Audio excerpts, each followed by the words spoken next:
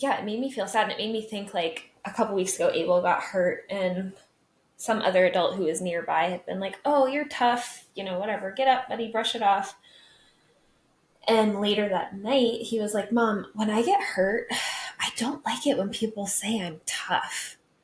And I was like, oh, do you feel like if somebody says you're tough, like then you're not allowed to feel sad or cry or whatever? And he was like, yeah, I don't want to be tough. I'm sad. Sweetness. I know. Um, and so listening to some of this, like, I've just like, dang, there's so much that I wish I had more control over for him as he moves through the world. And I don't want him to be in a space where he feels like he has to be tough or yeah, mainly that. And also the flip side of that is like the reason that boys can't access these deeply intimate connected relationships with one another is because they're seen as feminine and being feminine is seen as less than. So there's Yeah, it's all these bad. layers, right? It's Yeah. like It's it's the not just patriarchy. it's the patriarchy and it's not just affecting boy culture doesn't just affect boys. Yeah. It's the whole it's the You water we know, swim in.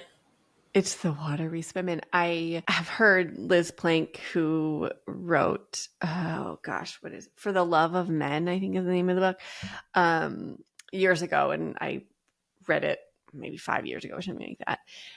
And what I love about it's a book about masculinity and the patriarchy, but it really highlights how much the patriarchy really hurts men and boys. And that what we're doing is creating a space where often the only space that men and boys are allowed to have feelings and be vulnerable outside of anger or frustration is in AA, and how much it bleeds into everything else. That when our men and boys aren't allowed to feel sad or embarrassed or disappointed, that what ends up happening is they either repress it or they mask it. And then we see mistreatment and disconnection with their partners and female partners. And it can lead to things like abuse. And it's really coming from this place of like, we're just not letting boys